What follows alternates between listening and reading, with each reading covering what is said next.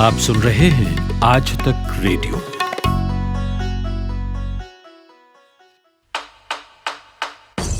नायक और खलनायक, विद्वान और महारथी, कला के ऐसे सितारे जो अब भी आसमान में चमकते हैं, और ऐसी हस्तियां जो इतिहास में अमर है।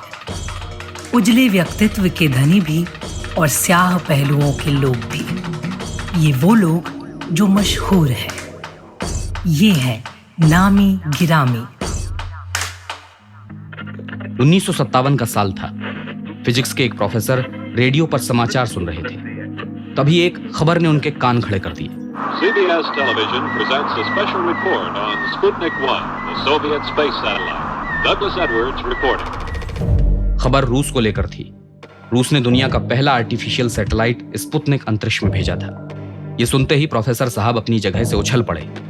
कुछ ही दिनों बाद रूस अमेरिका के साथ साथ 50 देश स्पेस रिसर्च प्रोग्राम में हिस्सा लेने वाले थे।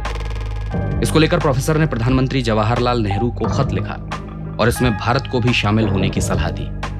नेहरू ने हामी भरी और भारत ने ऑफिशियली अंतर्राष्ट्रीय पटल पर स्पेस रिसर्च में कदम रखा। रिसर्च प्रोग्राम पूरा करके प्रोफेसर भारत लौट चुके थे और अपने स्टूडेंट एपीजे अब्दुल कलाम और मित्र होमी जहांगीर भाभा के साथ एक प्रोजेक्ट पर काम करने लगे। तय किया गया कि प्रधानमंत्री से इस प्रोजेक्ट पर बात की जाएगी। कुछ ही महीने बाद नेहरू के सामने प्रोजेक्ट का प्रस्ताव आया, जिसे मंजूरी मिल गई। देश में पहली बार Indian national committee for space research खुला, जो बाद में इसरो में बदल गया, और इसके चेयरमैन पद पर तैनात हुए वही फिजिक्स के प्रोफेसर। नाम था विक्रम साराभाई। नमस्कार, आज तक रेडियो पर आप सुन रहे हैं नामी गिरामी। मैं हूं अमन गुप्ता और आज बात विक्रम साराभाई की। India has 500,000 villages, and if we want to really create the counter forces to urbanization, continue and have a meaningful, qualitatively rich experience, even if they are in villages, then we can use these new techniques to bridge that information gap, that contact with the wider sphere in the world. Vikram Sarabhai, इस नाम को आप विज्ञान की क्रांति कह सकते हैं। एक वैज्ञानिक जिसकी नजर हमेशा संभावनाओं को तलाशने में जुटी रही, जिसके बलबूते भारत ने अंतरिक्ष में धावा बोला और जिसकी सोच ने न केवल इसरो को जन्म दिया, बल्कि इसने भारत के पहले सैटेलाइट की नींव भी डाली। 1940 का वो साल जब दूसरा विश्व युद्ध चल रहा था। बेंगलोर के इंडियन इंस्टीट्यूट ऑफ साइंस में दो दोस्त विक्रम साराभाई और होमी जहांगीर भाभा कॉस्मिक रे पर साथ में काम कर रहे थे।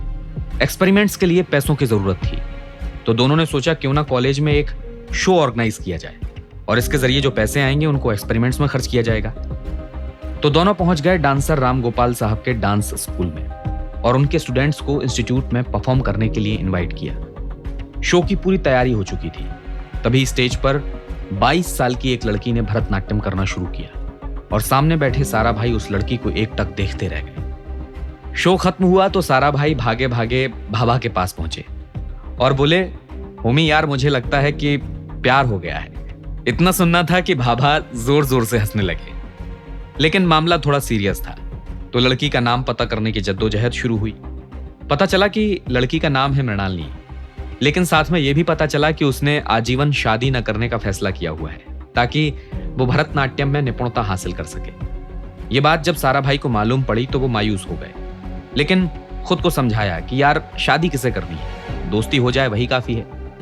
बस फिर क्या था, हिम्मत जुटाई और पहुंच गए मृणालिनी के पास। अपना परिचय दिया और किसी शाम घूमने की इजाजत मांगी। मृणालिनी अचानक आए इस रिक्वेस्ट से सोच में पड़ गई, मगर फिर हाँ कर दी और इस हाँ से शुरू हुई एक प्रेम कहानी जो साल 1942 में विवाह के बंधन में बन गई। विक्रम साराभाई और मृणालिनी साराभाई को एक बेटा और एक बेटी हुई, कार्तिकेय और मल्लिका साराभाई। मल्लिका को याद है कि जब वो 5 साल की थीं तो कैसे उनके पिता ने उन्हें एक सीख दी थी जिस पर वो आज भी अमल करती हैं। मैं 5 साल की थी और पहला दिन था मेरे नए स्कूल में, और मॉन्टेसरी स्कूल थी, और हम एक गोल में बैठे थे और हमें कहा था कि एक फेस ड्रॉ करो। तो मैं कर रही थी तो मैंने कान कहीं गलत ड्रॉ कर दिए। तो मेरे पास वो 5 साल वाला दूसरा एक लड़का था, उसने कहा तू तो गधी है, तुझे कुछ नहीं आता। तो मुझे बहुत बुरा लगा, मैं बहुत रोई। फिर मैं घर आई तो अम्मा तो टूर पे थी, पापा शाम को वापस आए तब देखा कि मैं बहुत रो रही हूँ। तो उन्होंने पूछा क्या हुआ, तो मैंने बताया कि, तो फिर पापा ने कहा कि मल्ली तुम कौन हो? तो मैंने रोते रोते कहा मैं तो लड़की हूँ। तो पापा हंस के मुझे कहते हैं कि तुम्हें तो दया उस लड़के पे आनी चाहिए कि उसे पता नहीं है कि लड़की कौन है और गद्दी कौन है। तुम्हें तो उस पे दया करनी चाहिए, तुम्हें क्या, उसको नहीं पता है। तब मुझे मालूम हुआ, तब से मैं जानती हूँ कि अगर कोई हमें इंसल्ट करने की कोशिश करे तो हम उन्हें इंसल्ट करने के पावर पोजीशन में हम उन्हें परमिशन देते। अगर हमने परमिशन नहीं दी तो फिर वो बोले, वो चाहे बोले। विक्रम साराभाई के वैवाहिक जीवन में कुछ संकट भी आए। विक्रम साराभाई की पत्नी की एक दोस्त थी, कमला चौधरी। उनके साथ विक्रम की मुलाकातें बढ़ने लगी और ये मुलाकातें धीरे धीरे प्यार में बदल गईं। मगर उन्होंने ये बात किसी से भी छिपाने की कोशिश नहीं की। साराभाई की पत्नी मृणालिनी को भी ये बात मालूम थी, लेकिन फिर भी उन्होंने विक्रम साराभाई का साथ नहीं छोड़ा। कमला चौधरी के भांजे हैं सुधीर कक्कड़। उन्होंने अपनी किताब अ बुक ऑफ मेमोरी में इस प्रेम कहानी का जिक्र किया है। सुधीर कक्कड़ इस बारे में बताते हैं। तो विक्रम साराभाई एक पत्र में अपने आप ही लिखते हैं हमारी मासी को पत्र में कि मैं तुम्हारे साथ हो जब होता हूँ तो मुझे जाना पड़ता है, और जब मैं घर में होता हूँ मन्नाल के साथ तो मैं सचमुच घर में होता नहीं। तो ये लेकिन मैं किसी को दुख नहीं दे सकता तीनों को। 1958-59 की बात कि कमला ने सोचा कि अब ये काफ़ी हो गया कि अपने प्रेम पर वो जो एक्ट नहीं कर रहे विक्रम जी, तो कि मैं अभी उनको छोड़ के चले जाती हूँ अहमदाबाद से। तो तब विक्रम साराभाई ने बहुत कोशिश की उनको मनाने की कि आप रहो। और उस टाइम पे जब Indian institute of management establish हो रहे थे तो पहले तो यही था कि एक कलकत्ता में होगा और एक मुंबई में, क्योंकि ये दोनों सबसे बड़े शहर थे।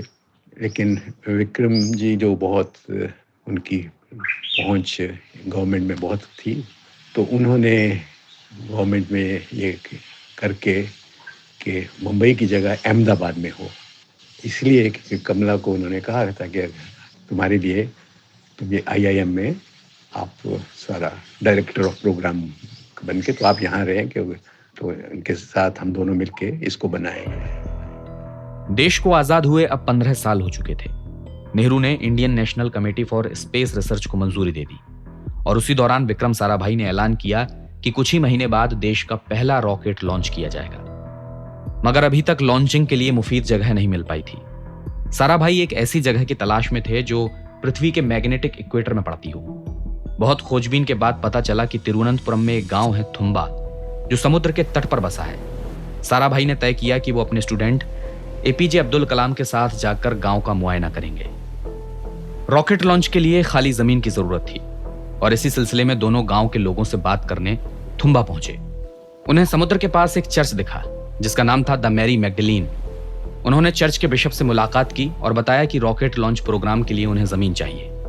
दोनों के आग्रह करने पर बिशप ने उन्हें मदद का भरोसा दिलाया। कुछ दिनों बाद जमीन की कागजी कार्रवाई पूरी हुई और शुरू हुआ रॉकेट लॉन्चिंग प्रोग्राम। गांव में हलचल तेज हो गई थी और देखते ही देखते चर्च अब स्पेस प्रोग्राम का वर्कशॉप बन चुका था। थुम्बा में गाड़ी की सुविधा नहीं थी, तो यह तय किया गया कि रॉकेट के पार्ट्स को साइकिल और बैलगाड़ी से लाया जाएगा। कई दिनों तक रॉकेट्स के पार्ट्स एक एक करके आते रहे। इसकी तस्वीरें उस दौरान अखबारों में भी छाई रहीं। इधर साइंटिस्ट दिन रात एक करके रॉकेट को फिट करने में लगे रहे और 6 महीने बाद भारत अपने पहले रॉकेट लॉन्च के लिए तैयार था। उधर केरल में चल रहे विधानसभा सत्र को रॉकेट लॉन्चिंग के वक्त रोक दिया गया और पूरा देश सांसें थामे रेडियो के सामने बैठा रहा। हर कोई सफल लॉन्चिंग की खबर सुनना चाहता था। लेकिन थुम्बा में अभी स्थिति बिगड़ने वाली थी। रॉकेट को लॉन्च पैड पर लाने की प्रक्रिया शुरू हुई। हवा में भरी उमस से चीजें बिगड़ने लगी। रॉकेट के लॉन्चर पर आते ही हाइड्रोलिक क्रेन लीक होना शुरू हो गया। सबके चेहरे जो कुछ वक्त पहले जोश से भरे हुए थे, अब उनके हाव भाव बदलने लगे थे। हाइड्रोलिक क्रेन को लीक होता देखकर साइंटिस्ट रॉकेट की तरफ दौड़े और बड़ी मशक्कत के बाद उसे मैनुअल मोड पर किया गया। लग ही रहा था कि जैसे सब कुछ ठीक है, तभी पता चला कि लॉन्चर का रिमोट काम नहीं कर रहा है। एक एक करके परेशानी बढ़ रही थी। कुछ देर बाद रिमोट ठीक हुआ और अब रॉकेट लॉन्च के लिए तैयार था। हर किसी की सांसें अटकी हुई थी और काउंटडाउन शुरू हो गया।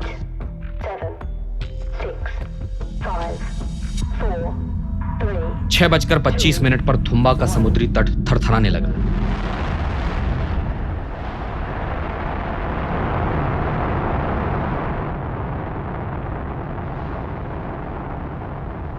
आसपास धूल का गुबार उठने लगा। भारत ने कामयाबी के साथ अपना पहला रॉकेट लॉन्च कर दिया था और बरसों पहले देखा गया एक सपना अब पूरा हो गया था। थुम्बा गांव इस लॉन्च के बाद Thumba equatorial rocket launch station के नाम से जाना जाने लगा और कुछ सालों बाद इसका नाम विक्रम साराभाई स्पेस सेंटर कर दिया गया। भारत के पहले रॉकेट लॉन्चिंग प्रोग्राम के बाद स्पेस रिसर्च में एक बहुत बड़ा बदलाव आया। क्या था यह बदलाव, इस बारे में विक्रम साराभाई के साथ काम कर चुके इसरो के पूर्व साइंटिस्ट और पद्मश्री से सम्मानित प्रमोद काले बताते हैं। 1963 नवंबर 21 को पहला रॉकेट वहां से सफलतापूर्वक उसका उड़ान कर लिया था।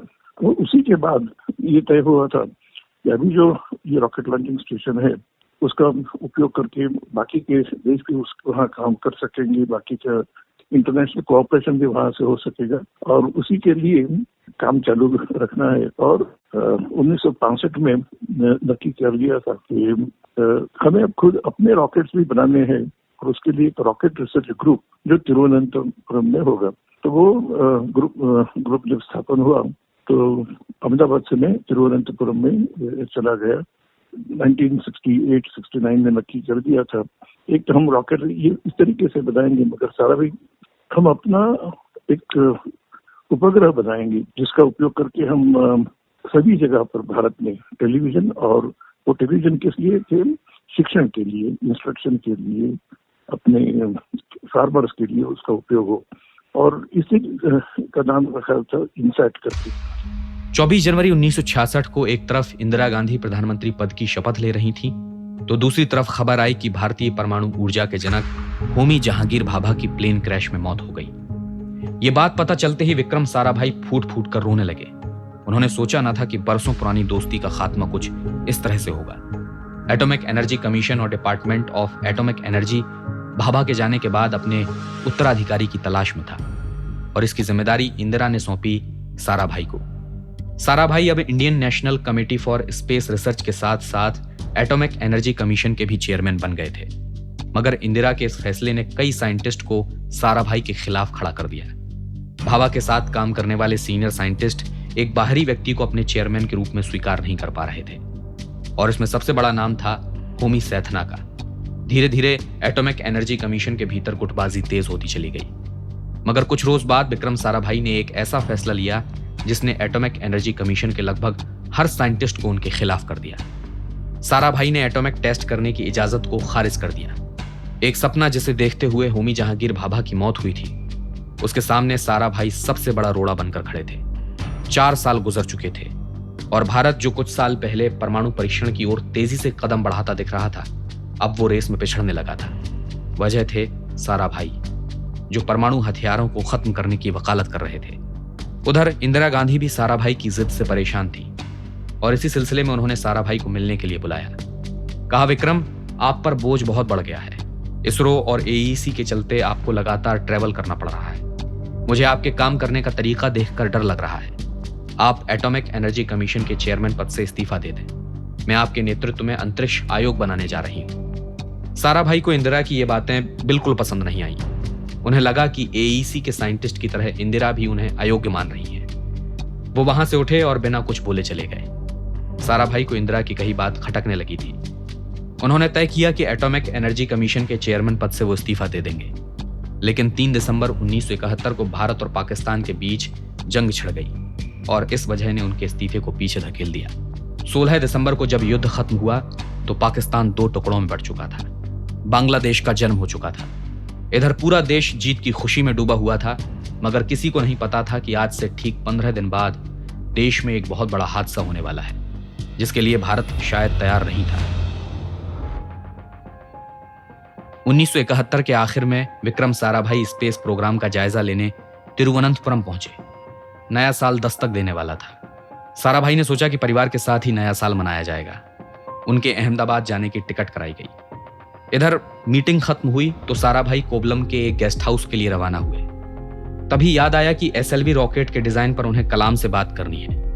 गेस्ट हाउस पहुंचते ही कलाम को उन्होंने फोन मिला दिया। दोनों के बीच घंटों बात होती रही। बात खत्म हुई तो साराभाई बिस्तर पर लेटकर किताब पढ़ने लगे। सुबह हो चुकी थी, मगर कोबलम के गेस्ट हाउस में कोहराम मचा था। हर कोई एक बंद कमरे को पीट रहा था, मगर अंदर से कोई आवाज नहीं आ रही थी। जब दरवाजे को तोड़ा गया तो गेस्ट हाउस में सन्नाटा पसर गया और पूरे देश में शोक। कमरे में मच्छरदानी के अंदर एक बेजान शरीर पड़ा था।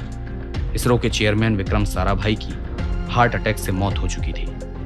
लाल बहादुर शास्त्री और होमी जहांगीर भाभा के बाद विक्रम साराभाई की मौत पर कई सवाल उठे। बताया गया कि इसमें अमेरिका या रूस का हाथ हो सकता है। खुद उनकी मित्र कमला चौधरी ने इस ओर इशारा किया था। वहीं पूर्व वैज्ञानिक नंबी नारायण ने अपनी आत्मकथा में लिखा, साराभाई की मौत संदिग्ध थी। उनके मरने के बाद उनका पोस्टमार्टम नहीं कराया गया और उनकी मौत को हमें होमी जहांगीर भाभा की मौत से जोड़कर देखना चाहिए। मगर इन सब के इतर उनके परिवार का कहना है कि विक्रम साराभाई की मां के कहने पर उनका पोस्टमार्टम नहीं कराया गया।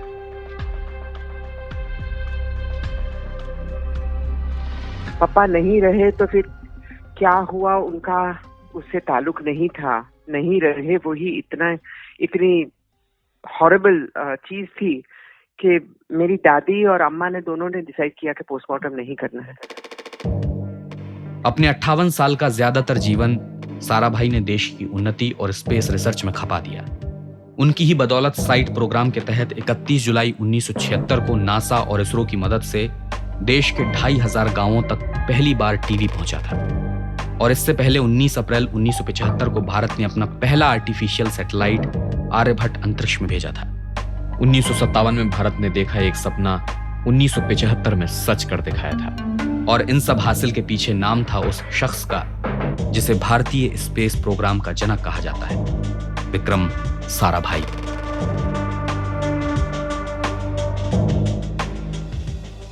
आज के नामी गिरामी का सफर यहीं खत्म होता है।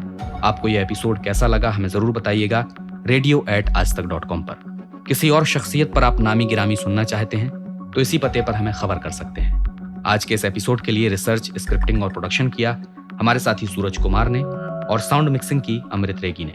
अब इजाजत दीजिए। मेरा नाम अमन गुप्ता है। फिर होगी मुलाकात। तब तक के लिए नमस्कार।